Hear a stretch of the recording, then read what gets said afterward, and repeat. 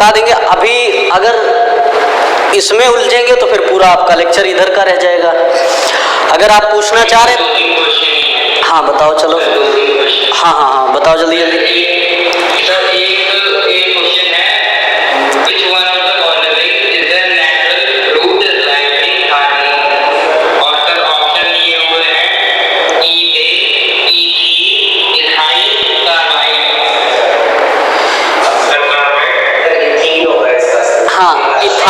Ethylene बनाना से निकलता है, इथाइलिन उसमें दिया है ऑप्शन में, इथीन दिया है ऑप्शन में, हाँ ठीक वही ऑप्शन होगा। वैसे तीन प्लांट हार्मोन नेचुरल में होते हैं, ऑक्सिन, साइटोकाइनिन, जिबरेलिन, वो नेचुरली पाए जाते हैं। ये बायो वाले सर बताना, ये क्वेश्चन उनका था एक्चुअल में, लेकिन जो फ्रूट राइपनिंग होता है वो आपका इथाइलिन होता है। ठीक, और बताओ। कॉमन नेम इथाइलिन होता है, आईपीएसी नेम इथीन होता है, एक ही बात है भैया। ठीक, आईपीएसी नेम जैसे किसी का घर का नाम होता है, मतलब किसी के घर का पेट नेम होता है छोटू, तो वो हो गया एक तरीके से आपका कॉमन नेम। और जो स्कूल का नाम होता है वो सार्थक है, काफी अच्छा नाम है, या मतलब कोई माइकल नाम रख स्कूल में जो ऑफिशियल चलता है, तो ऑफिशियल आईपीएसी है, कॉमन नेम घरेलू है। ओके, स्टार्ट करें। हाँ हाँ बताओ।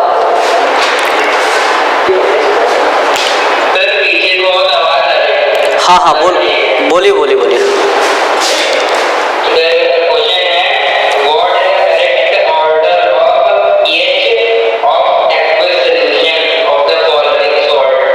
ठीक,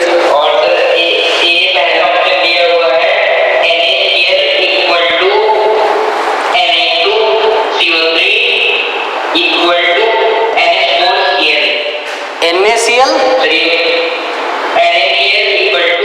हाँ Na2CO3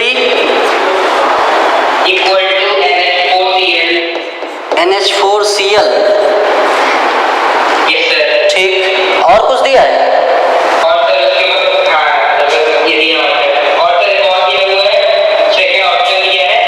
नहीं ऑप्शन नहीं, मैं इसी में बता दूं। ये वाला जो होगा ये होगा नेचर में एसिडिक। क्यों? क्योंकि ये आपका NH4OH ये वाला बना है NH4OH प्लस HCl से, strong acid plus weak base से बना है, तो ये नेचर में कैसा होगा? एसिडिक होगा, इसकी पीएच सबसे कम होगी। ठीक है, ये आपका न्यूट्रल होगा, न्यूट्रल का मतलब इसकी पीएच 7 होगी, और ये नेचर में बेसिक होगा, इसकी पीएच 7 से ज्यादा होगी। तो सबसे कम पीएच आएगी NH4Cl की, NH4Cl की पीएच सबसे कम, उससे ज्यादा आएगी NaCl की पीएच, उससे ज्यादा आएगी आपकी Na2CO3 की। जो भी हो मुझे नहीं पता उसमें फिलहाल। ठीक,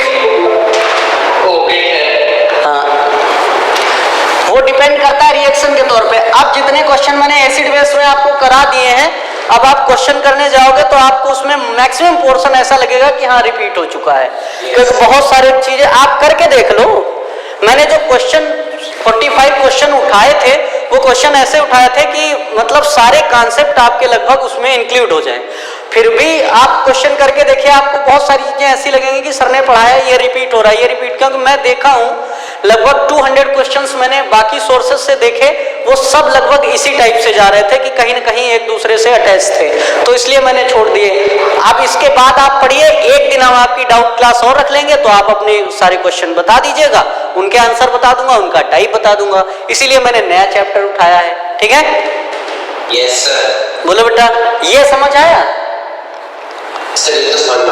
वो डिपेंड करता है कि जो साल्ट बना है वो आपने किस किस से बनाया है। अगर आपने जो पार्ट स्ट्रांग लोगे, साल्ट का नेचर वैसा ही हो जाएगा। अगर एसिड स्ट्रांग लोगे तो साल्ट का नेचर क्या हो जाएगा? एसिडिक। और उस बेसिस पर ये डिपेंड करेगा कि उसकी पीएच कितनी होगी, है ना। ये बेसिक होगा क्योंकि ये स्ट्रॉन्ग बेस वीक एसिड से बना है। ओके, अब स्टार्ट करें।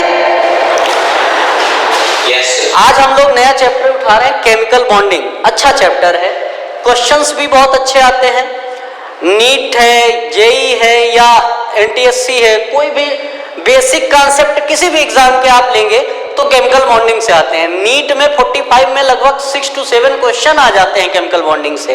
आप मैच करके देख सकते हैं, पिछले 10-15 ईयर से यही पैटर्न चल रहा है। एनटीएससी में भी बेसिक कॉन्सेप्ट बहुत ज्यादा यहाँ से मैच करते हैं, और जैसे जो जनरल कॉमन कॉन्सेप्ट होते हैं बॉन्डिंग के, कैसे बनेगा कैसे नहीं बनेगा, बॉन्ड पेयर क्या है, लॉन पेयर क्या है, बहुत सारी चीजें जो यहाँ से मैच करती हैं, तो हम लोग आज उसके बारे में 1 by 1 बात करेंगे। ठीक, देखते हैं 11th, वो आपके 9th में भी ये चैप्टर था। 9th में ये चैप्टर जो है केमिकल बॉन्डिंग, ये टॉपिक था एटॉमिक स्ट्रक्चर के साथ मर्ज था, atomic structure and chemical bonding. और 10th में ये केमिकल बॉन्डिंग नाम से पूरा चैप्टर ही है। तो 9th और 10th दोनों के कॉन्सेप्ट हैं, दोनों के क्वेश्चन हैं, तो आप दोनों करेंगे तो आपको और अच्छे से समझ आएगा। स्टार्ट करते हैं बेटा, देखते हैं पहला क्वेश्चन। देखिए, which of the following statement is are incorrect. कौन सा स्टेटमेंट इनकरेक्ट है, मतलब हमको गलत कॉन्सेप्ट बताना है, फॉल्स कौन सा है, बोलो। अब इसको पढ़िए और आप बताइए। पहला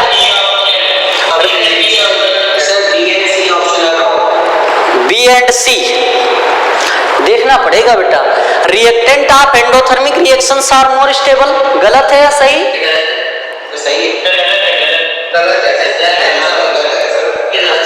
हाँ, कंफ्यूजन्स बहुत सारे क्रिएट होंगे, मैं आपको बताता चलता हूं अभी अभी। ठीक, मैं ये बात डिस्कस कर चुका हूं पहले भी, लेकिन फिर भी आप देखिए, स्टेबिलिटी किसी भी चीज की रिएक्शन में लेंगे तो ये आपकी इनवर्सली प्रोपोर्शनल होगा एनर्जी, पोटेंशियल एनर्जी एक्चुअल में। ठीक, तो मतलब एनर्जी लेस होगी तो स्टेबिलिटी ज्यादा होगी, इनवर्सली डिपेंड करता है। अब दोनों कॉन्सेप्ट देख लेते हैं। जैसे कोई रिएक्टेंट है, रिएक्टेंट कन्वर्ट हो रहा है प्रोडक्ट में, और यहां पर एनर्जी एब्जॉर्ब हो रही है, एनर्जी एब्जॉर्ब हो रही है। आप ध्यान से समझिएगा क्योंकि कंफ्यूजन बहुत क्रिएट होता है। अगर एनर्जी एब्जॉर्ब हो रही है तो बताओ ये रिएक्शन एंडोथर्मिक होगी या एक्सोथर्मिक होगी, बोलो बेटा। एंडो। आप एंट्री याद रखिए, हीट की अगर एंट्री हो रही है तो एंडोथर्मिक, और एग्जिट एक्सो से याद रखिए, अगर कहीं पर एनर्जी एग्जिट हो रही है तो एक्सोथर्मिक होगा। तो यहां पर एनर्जी एब्जॉर्ब हो रही है, प्रोसेस कैसा होगा, एंडोथर्मिक। ठीक, अब आप एक बात बताइए, रिएक्टेंट था, प्रोडक्ट बना, एनर्जी एब्जॉर्ब करके बना है, बताइए प्रोडक्ट की किसकी एनर्जी ज्यादा होगी, मतलब EP will be greater than ER, सही है ना। और यहां पर देखिए एनर्जी जो है स्टेबिलिटी के इनवर्सली प्रोपोर्शनल है, तो अगर EP will be greater than ER तो मेरी आवाज धीमी आ रही है, आप सुनाई दे रहा है क्लियर? अच्छा, एक सेकंड रुकिए, मैं बुलाता हूँ।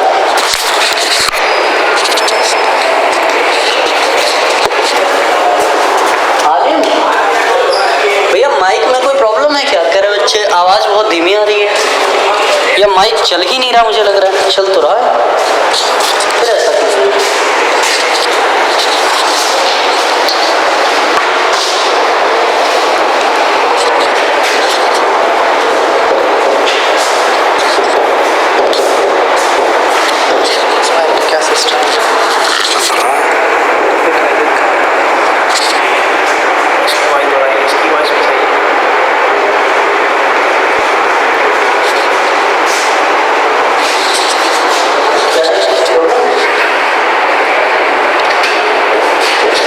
हेलो बेटा, आवाज आ रही है? हेलो,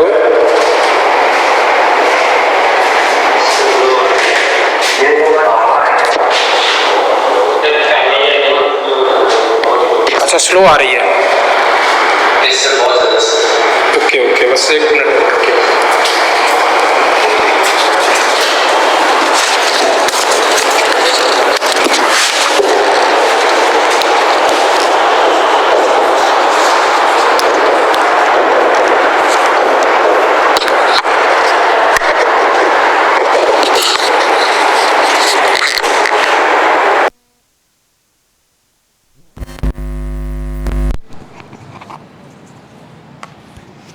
अभी सही आ रही है?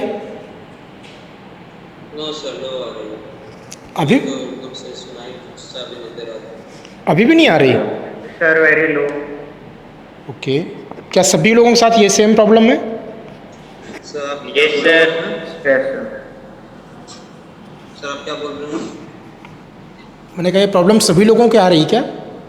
अभी ठीक आ रही है सर अभी ठीक आ रही है। यस सर, अभी ठीक आ ठीक रही है, ठीक है, ठीक है, ठीक है, ओके।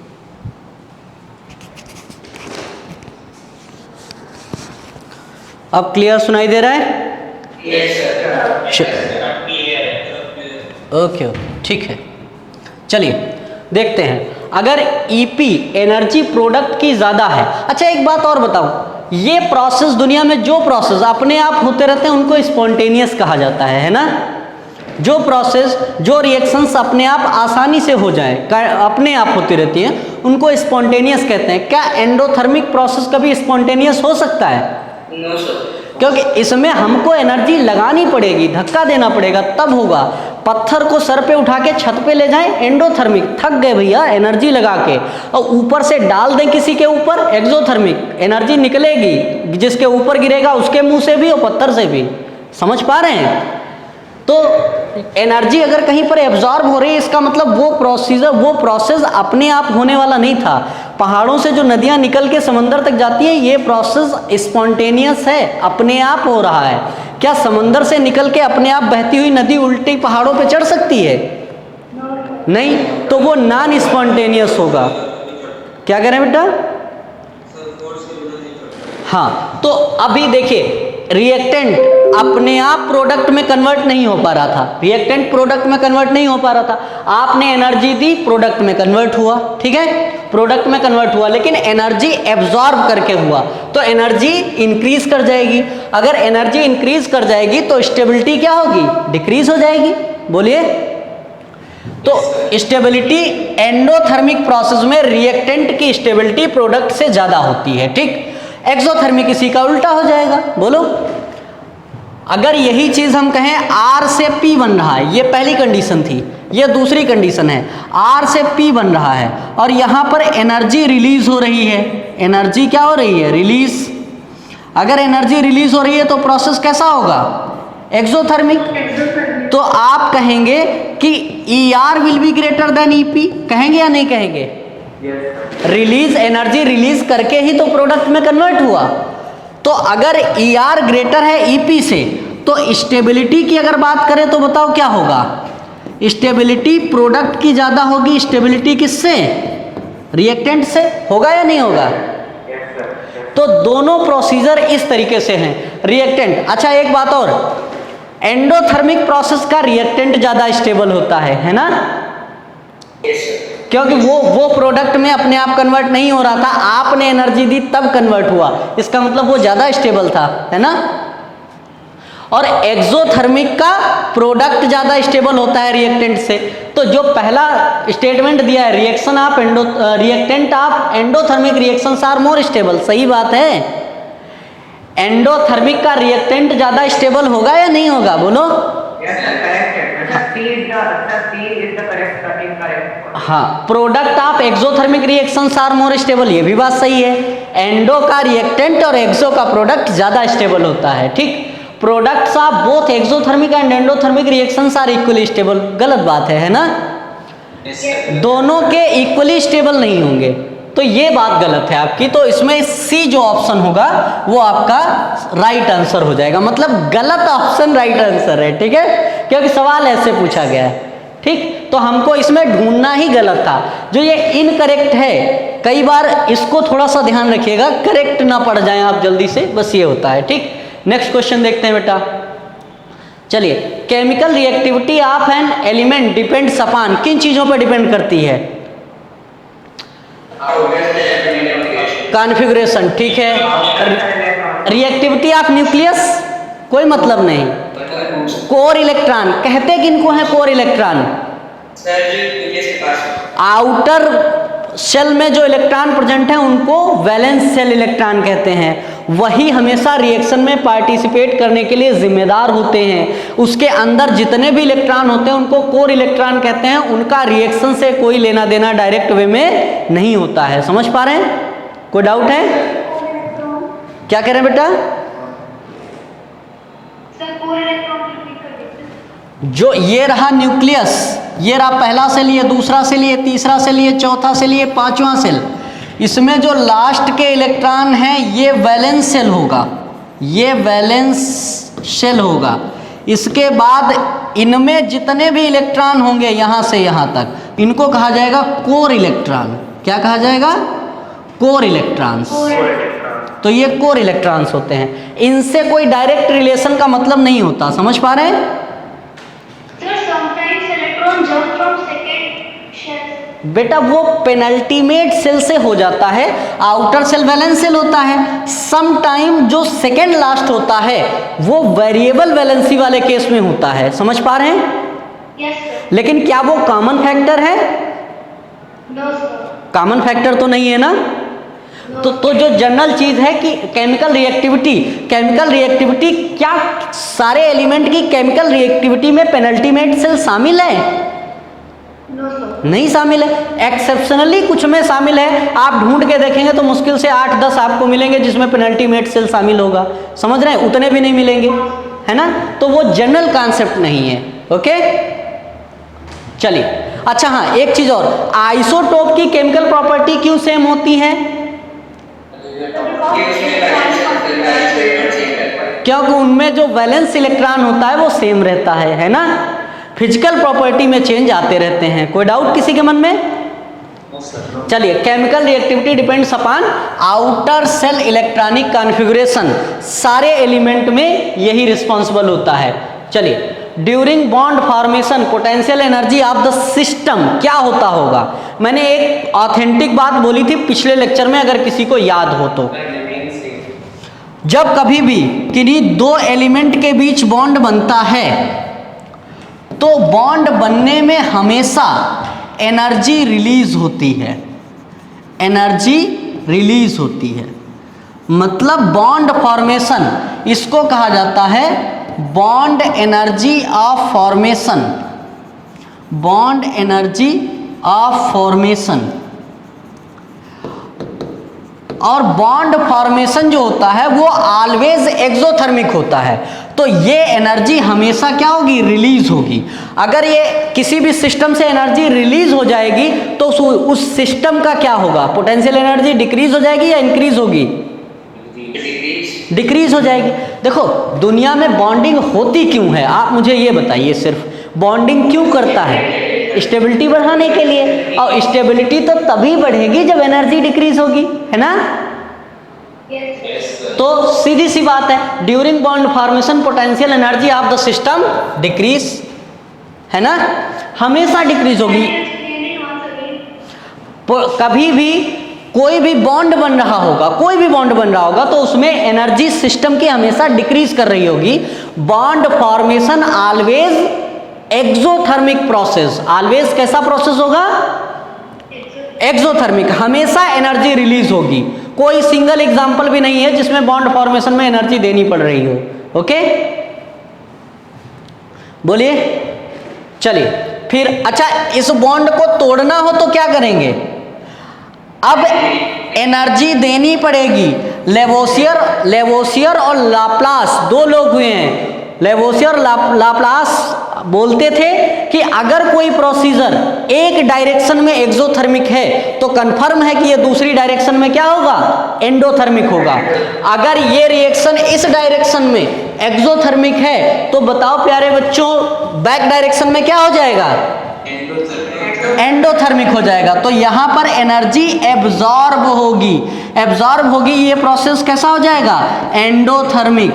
हमेशा एंडोथर्मिक होगा। समझ पाए? बॉन्ड तोड़, क्या कह रहे हैं? लाप्लास, लेवोसियर एंड लाप्लास एक साथ उन्होंने कही थी, अगर कोई एक प्रोसीजर एक डायरेक्शन में एंडोथर्मिक है तो दूसरी डायरेक्शन में क्या होगा? एक्सोथर्मिक होगा। समझ पा रहे हैं? अरे दुनिया, आप खुद से देख लो ना। अगर जैसे रेस्पायरेशन है, रेस्पायरेशन में हम क्या करते हैं? कॉम्प्लेक्स मॉलिक्यूल को तोड़कर एनर्जी गेन करते हैं, है ना। और इसी का जस्ट अपोजिट क्या है, फोटोसिंथेसिस। बोलो। तो जो आपका ये प्रोसीजर है एंडोथर्मिक एक्सोथर्मिक, हम एनर्जी गेन करते हैं तो एनर्जी हमारे अंदर जब फूड का ऑक्सीडेशन होता है तो एनर्जी रिलीज होती है। कैसा प्रोसेस होगा, एक्सोथर्मिक। बोलो। और प्लांट के अंदर सनलाइट पड़ती है, प्लांट उसे एब्जॉर्ब करके खुद का खाना तैयार करते हैं तो क्या होगा, एंडोथर्मिक। समझ रहे हैं। तो दोनों प्रोसीजर क्या हो जाएंगे, एक दूसरे के जस्ट अपोजिट हो जाएंगे। समझ पा रहे हैं। कोई भी प्रोसीजर एक डायरेक्शन में अगर एक्सोथर्मिक है तो दूसरी डायरेक्शन में एंडोथर्मिक होगा। कोई भी प्रोसीजर एक डायरेक्शन में अगर ऑक्सीडेशन शो कर रहा है, सिर्फ ऑक्सीडेशन, तो दूसरी अपोजिट डायरेक्शन में रिडक्शन शो करेगा। समझ रहे हैं।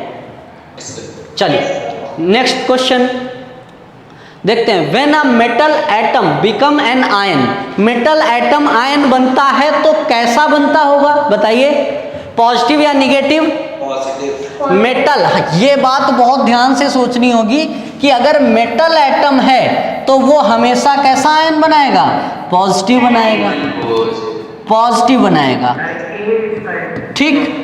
कभी भी पॉजिटिव चार्ज आना ऑक्सीडेशन होता है, पॉजिटिव चार्ज क्रिएट होना ऑक्सीडेशन होता है, ऑलवेज ऑक्सीडेशन होता है। ठीक। और नेगेटिव चार्ज की क्रिएट होना रिडक्शन होता है।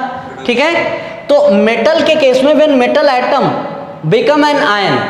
अच्छा एक बात और बताओ, पॉजिटिव चार्ज कब आएगा बेटा, किसी भी एटम पर पॉजिटिव चार्ज कब आएगा, लॉस करेगा या गेन करेगा, मतलब लॉस भी करे और खुद का ऑक्सीडेशन भी करे। कौन सा ऑप्शन मिल रहा है, it loses electron and is oxidised, पहले ऑप्शन सही है। बोलिए। दूसरी बात, मेटल्स हमेशा रिड्यूसिंग एजेंट होते हैं, बताइए क्यों, क्योंकि वो हमेशा इलेक्ट्रॉन लॉस करके खुद को क्या करते हैं, ऑक्सीडाइज। और जो एलिमेंट खुद ऑक्सीडाइज होगा वो दूसरे को हमेशा रिड्यूस करेगा। तो अगर कोई एलिमेंट किसी रिएक्शन में ऑक्सीडाइज होते हुए दिख रहा है तो वो रिड्यूसिंग एजेंट होगा। मेटल रिड्यूसिंग एजेंट होते हैं। नॉन मेटल इलेक्ट्रॉन गेन करते हैं। जब इलेक्ट्रॉन गेन करते हैं तो अपने ऊपर कैसा चार्ज ले आते हैं, माइनस चार्ज ले आते हैं। और खुद पर माइनस लाना क्या है, रिडक्शन। और खुद का अगर नॉन मेटल खुद का अगर रिडक्शन कर रहे हैं तो दूसरे का क्या कर रहे होंगे, ऑक्सीडेशन। तो एक क्वेश्चन बनाया जा सकता है, metals and non metals are, metals and non metals are oxidising agent, reducing agent. सही बात है कि गलत? यस सर, सही बात। मैं क्वेश्चन लिखता हूं, आप ऑप्शन बताइएगा। Metals and non metals, non metals. ठीक। मेटल्स क्या होते हैं, रिड्यूसिंग एजेंट। क्या खुद को ऑक्सीडाइज करते हैं, उल्टा होता है बेटा।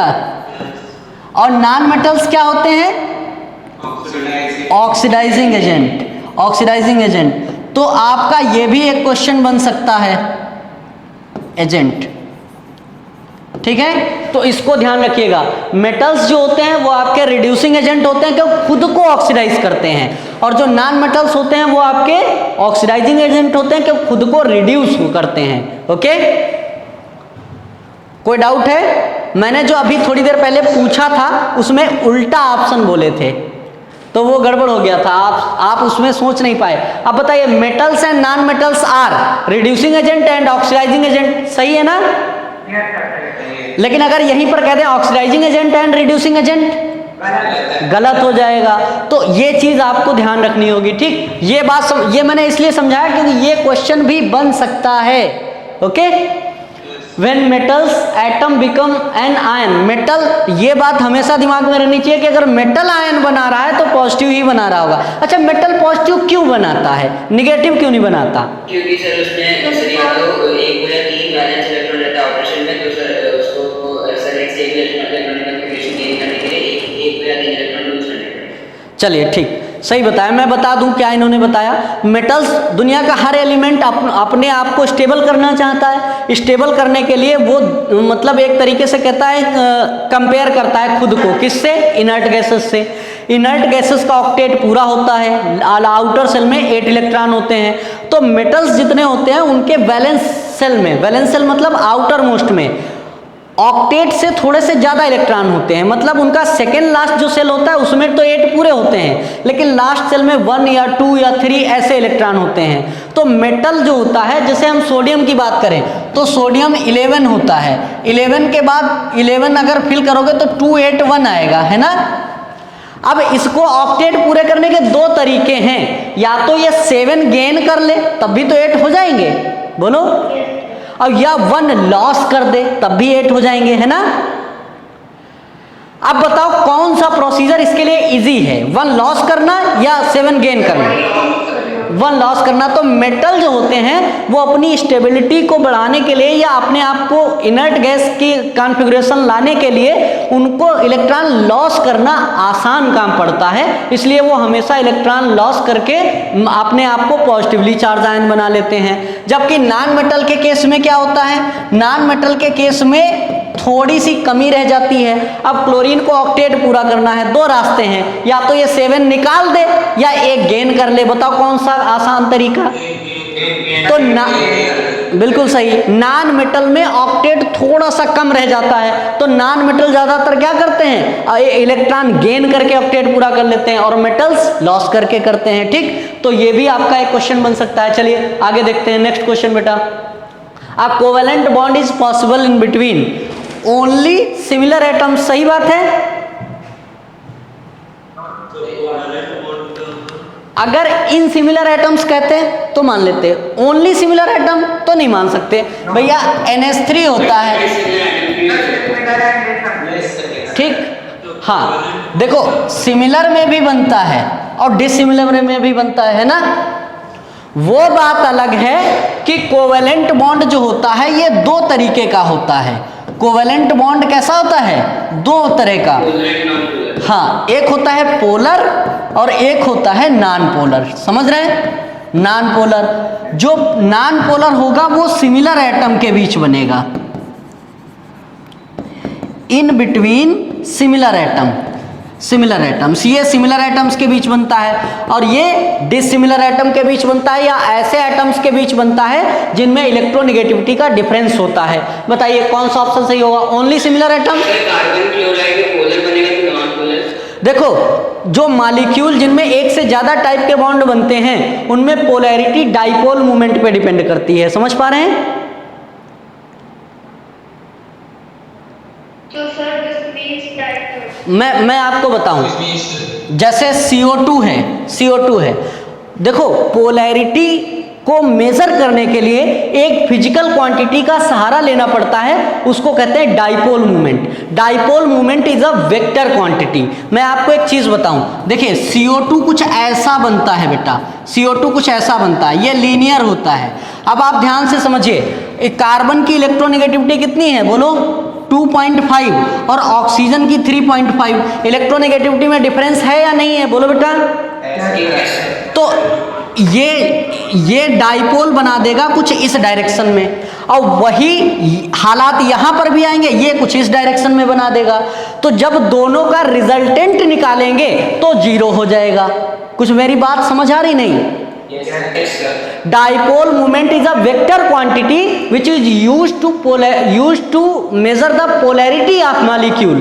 जिसमें नंबर ऑफ बॉन्ड बनते हैं उसमें पोलैरिटी रिजल्टेंट देखी जाती है। तो CO2 में कार्बन और ऑक्सीजन का बॉन्ड तो पोलर है, बात सही है, लेकिन रिजल्टेंट क्या है, पोलर नहीं है। ये आपका नॉन पोलर मॉलिक्यूल होगा, समझ पा रहे हैं? क्योंकि एक ये इधर जा रहा है वेक्टर, मान लो हमने μ1 दे दिया और ये इधर μ2 दे दिया, तो ये दोनों वेक्टर क्वांटिटी हैं, इक्वल मैग्नीट्यूड में है और अपोजिट डायरेक्शन में है। वेक्टर का नाम सुना आप लोगों ने?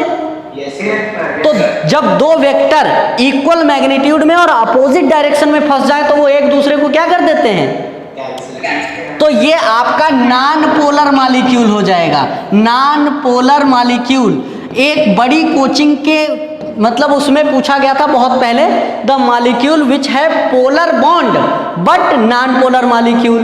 तो पोलर, इसके बॉन्ड कैसे होंगे, पोलर, बॉन्ड तो पोलर है ना सर। तो हर कोवैलेंट मॉलिक्यूल के बॉन्ड पोलर होंगे, लेकिन हो सकता है मॉलिक्यूल पोलर हो कि ना हो।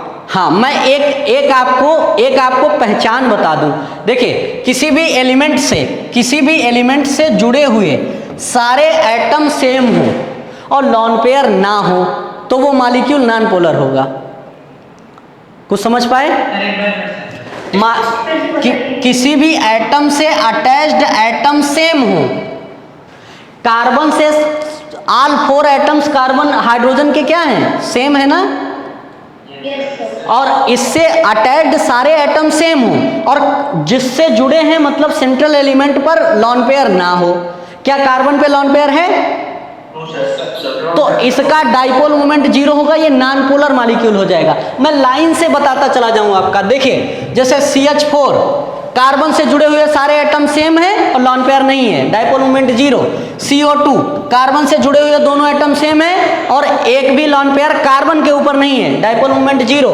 CCl4 बताओ, कार्बन से जुड़े हुए 4 क्लोरीन है और कार्बन पे कोई भी लॉन पेयर भी नहीं है, बॉन्ड इसका वो क्या हो जाएगा? Dipole moment 0।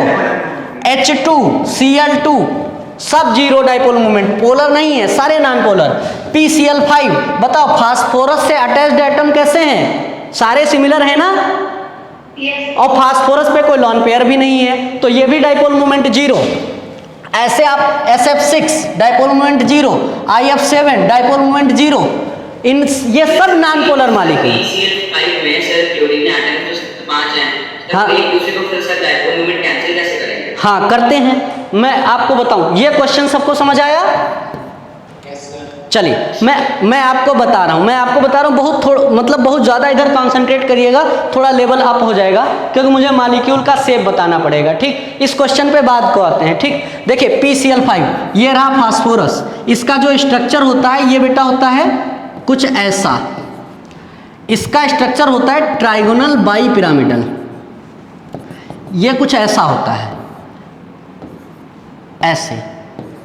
मतलब ये रहा मेरा हैंड, इसमें एक बॉन्ड ऊपर की तरफ पिरामिड बनाता है और एक बॉन्ड नीचे की तरफ पिरामिड बनाता है, ऐसे। ये मेरा हैंड फास्फोरस है।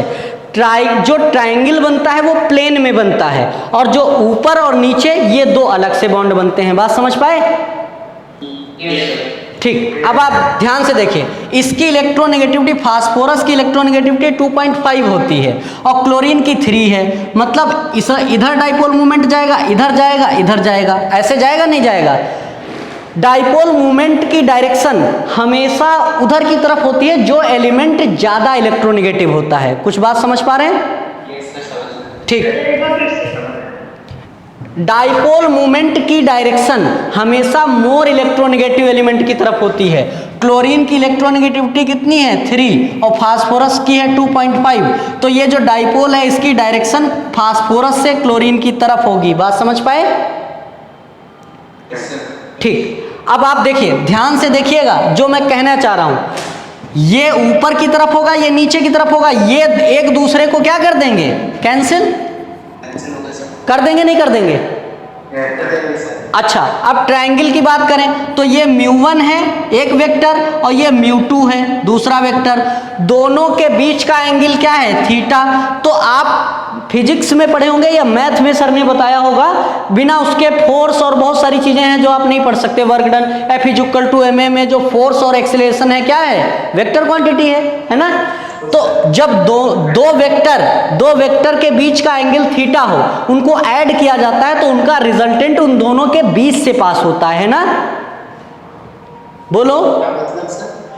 कोई भी 2 वेक्टर हैं, जैसे मान लो एक ये है A और ये B वेक्टर है, ये A वेक्टर है, ये B वेक्टर है, ये 2 वेक्टर हैं। अब इनको अगर आप ऐड करोगे तो जो इनका रिजल्टेंट होगा वो इनके दोनों के बीच से पास होगा, है ना?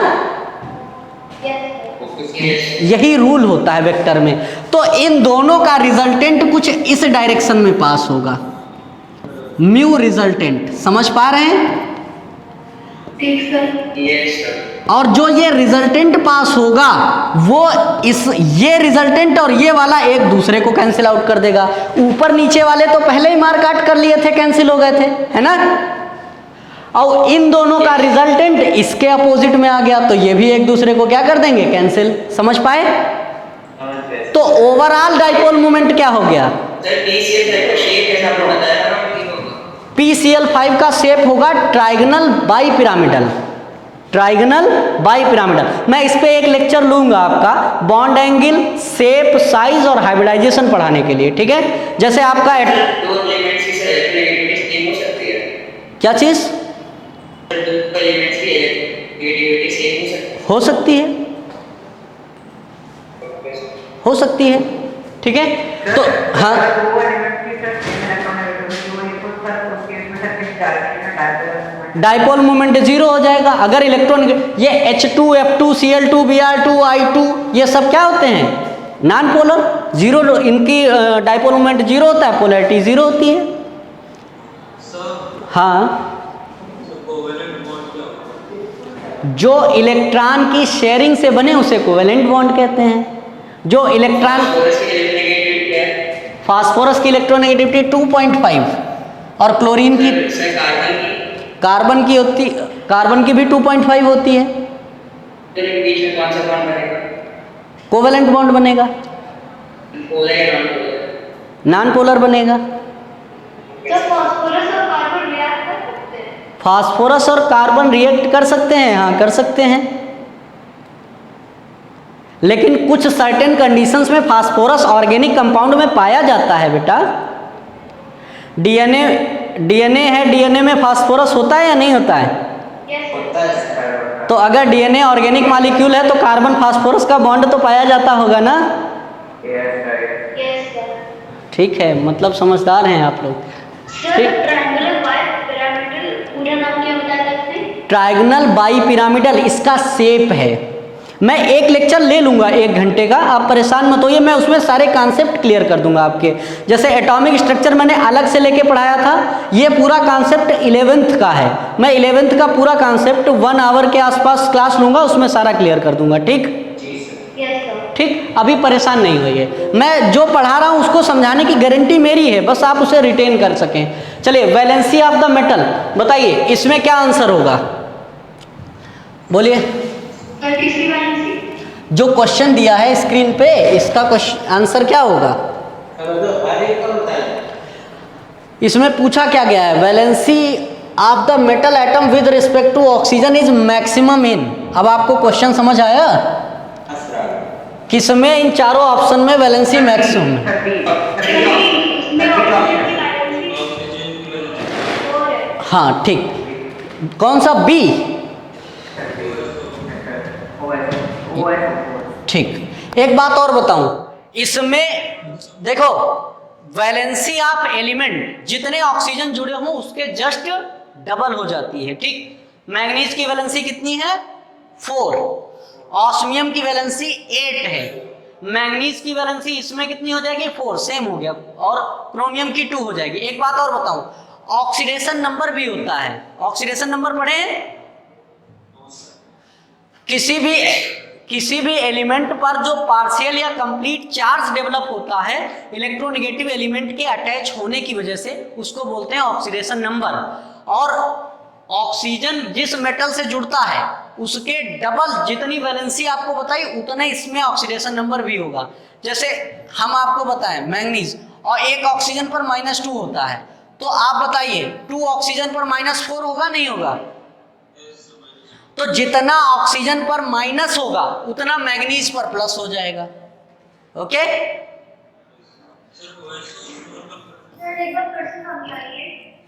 एक ऑक्सीजन पर, अच्छा मैं एक तरीका बता दूं, सुनो। एक ऑक्सीजन पर -2 है और किसी मॉलिक्यूल पर टोटल अगर ऑक्सीडेशन नंबर 0 है, मतलब कोई चार्ज नहीं दिख रहा है, X पर प्लस है और Y पर माइनस है, और दोनों की रिएक्शन कराई, XY बन गया, चार्ज बिल्कुल नहीं दिख रहा। इसका मतलब दोनों ने एक दूसरे के चार्ज को क्या किया होगा? कैंसिल किया होगा, है ना? ठीक, एक ऑक्सीजन पर जो चार्ज होता है वो -2 होता है, इसको ऑक्साइड कहते हैं। जब -2 चार्ज होता है तभी ना इसका ऑक्टेट पूरा होगा। बोलो। ऑक्सीजन का होता है 2,6। बताओ कितने इलेक्ट्रॉन लेने पर इसका ऑक्टेट पूरा हो जाएगा? हाँ, तो जितने इलेक्ट्रॉन कोई गेन करेगा उतने तो उसका चार्ज होगा। हाँ, तो एक ऑक्सीजन पर 2 माइनस होगा, तो 2 ऑक्सीजन पर कितना होगा? 4 माइनस। अच्छा, क्या ऑक्सीजन ने आपका तो बॉन्ड बढ़िया बनाया है। बॉन्ड बनाया है? बॉन्ड बना, बॉन्ड नहीं बना तो ये मॉलिक्यूल कैसे बना आपका? सर हम OS और 4 की बात कर रहे हैं। OS, इसमें भी बॉन्ड बना है। ये सल्फर नहीं है, ये OS ऑस्मियम मेटल है। हाँ सर ऑक्सीजन की बात कर रहे हैं। हाँ, तो इसका स्ट्रक्चर होता है बेटा,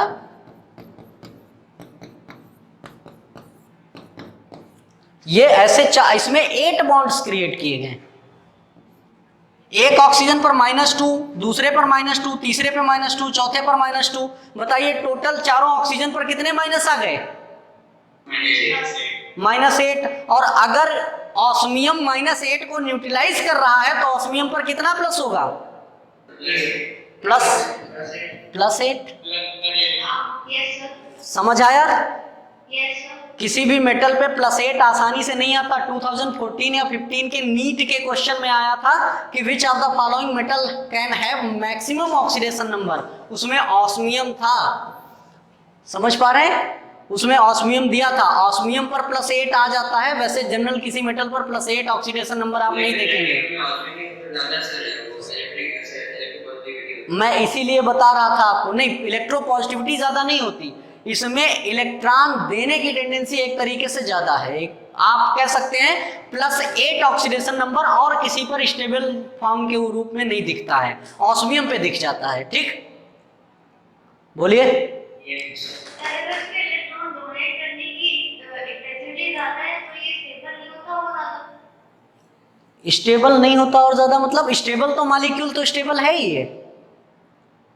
नहीं मतलब सर ऑस्मियम की बात कर रहे हैं। हाँ,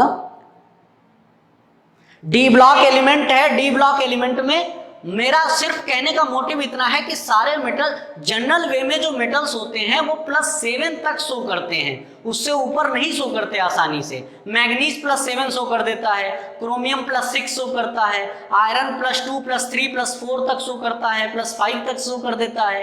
ठीक है, लेकिन ऑस्मियम अकेला ऐसा मेटल हो जाता है जो +8 शो करता है। समझ पा रहे हैं? बाकी और किसी पर आप बनाओगे तो नहीं आएगा। ये मैक्सिमम +7 तक जा सकता है और ये मैक्सिमम +6 तक जा सकता है। ऑस्मियम जो है वो ऑक्सीडेशन नंबर +8 तक जा सकता है। क्या कह रहे हैं? हाँ, नहीं जाता है। ठीक, चलिए नेक्स्ट क्वेश्चन। मैक्सिमम वैलेंसी किसकी होगी?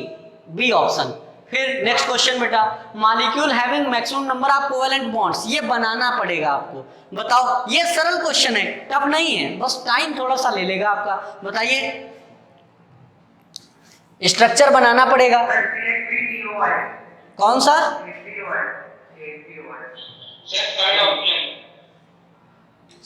CH3OH किसने बोला? देखो, बनाना पड़ेगा आपको, बनाना पड़ेगा। यहां पर एक तरीके से ये प्लस होगा, ठीक, और ये OH माइनस होगा। यहां पर अगर आप बॉन्ड काउंट करेंगे तो कितने हो जाएंगे? 1 2 3 4 5 बॉन्ड इसमें कोवेलेंट हो जाएंगे। NH4Cl में भी 5 हो जाएंगे। इसमें अगर आप देखेंगे कोवेलेंट बॉन्ड, तो इसमें कोवेलेंट बॉन्ड आपको नजर आ जाएंगे कई सारे, 1 2 3 4 5 6 7 8 कोवेलेंट बॉन्ड आ जाएंगे।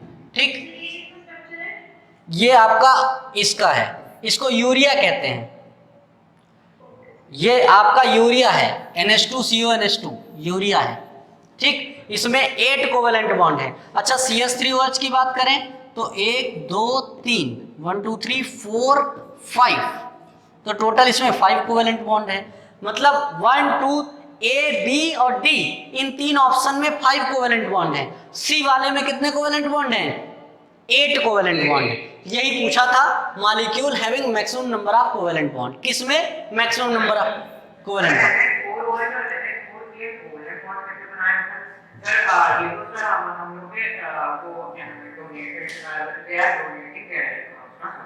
हाँ, लेकिन ऐसा थोड़ी ना है कि नाइट्रोजन से जो 4 हाइड्रोजन अटैच्ड है वो तो कोवेलेंट बना रहे होंगे,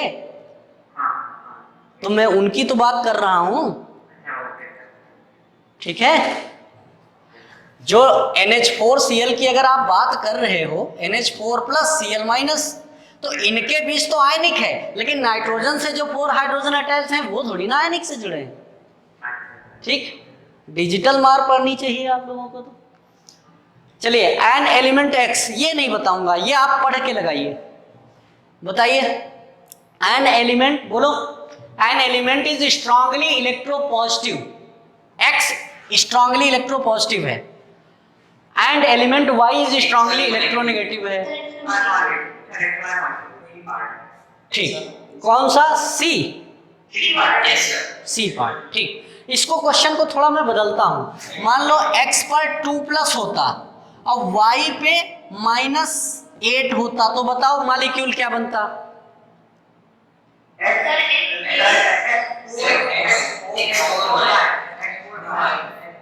X4Y। बोलो, सही है? हाँ सही है। ये आपस में कैंसिल कर लेते हैं अगर कट हो सकता है। ठीक, तो ये क्वेश्चन टफ नहीं है, बस एक सोचने वाली बात है। ओके, ये बनता एक्चुअल में ये X8Y2, लेकिन ये आपस में क्या हो जाता? समराइज हो जाता सिंपलेस्ट रेशियो में, तो ये आपका आंसर हो जाता। ठीक, इसका मतलब कर लेंगे आप लोग। Next question, compare the covalent compound electrovalent compound generally है। मतलब कोवेलेंट और इलेक्ट्रोवेलेंट कंपाउंड की प्रॉपर्टी को कंपेयर कर रहे हैं। बताओ क्या करेंगे? पहले तो पता होना चाहिए। डी ऑप्शन, ये वाला है?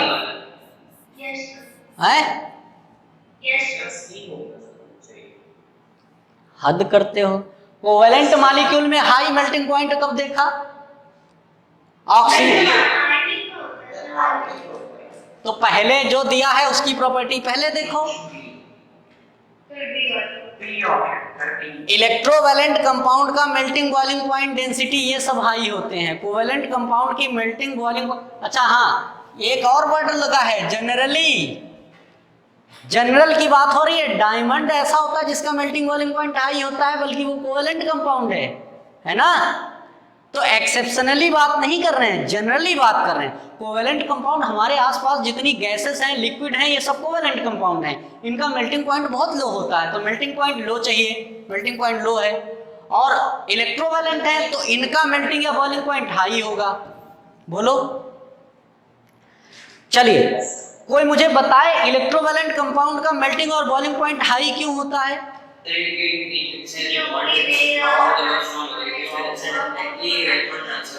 हाँ, क्योंकि इनके बीच जो फोर्स लगता है वो कौन सा लगता है? इलेक्ट्रोस्टैटिक फोर्स लगता है, स्ट्रॉन्ग इलेक्ट्रोस्टैटिक फोर्स, है ना।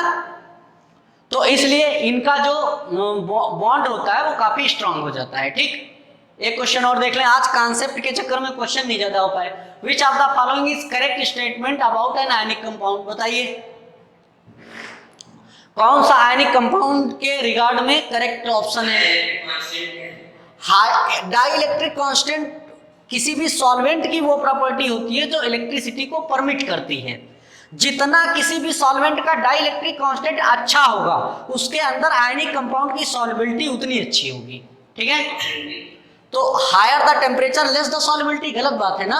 आयनिक टेम्परेचर बढ़ाओगे तो सॉलिड की सॉल्युबिलिटी बढ़ेगी, गैसेस की घटेगी। ठीक, यहाँ पर आयनिक कंपाउंड की बात हो रही है तो सॉल्युबिलिटी घट नहीं सकती, बढ़ेगी। High the dielectric constant of the solvent, more the solubility, ये सही है। ठीक, फिर क्या करें? डाइइलेक्ट्रिक कांस्टेंट किसी भी सॉल्वेंट का की वो प्रॉपर्टी होती है जो कह सकते हैं इलेक्ट्रिसिटी को अपने अंदर से परमिट करती हो। वाटर का डाइइलेक्ट्रिक कांस्टेंट जो होता है ये 80 होता है, बहुत हाई, इसीलिए वाटर को यूनिवर्सल सॉल्वेंट कहा जाता है। बहुत सारी चीजों को वाटर सॉल्वेबल कर लेता है अपने अंदर, समझ पाए?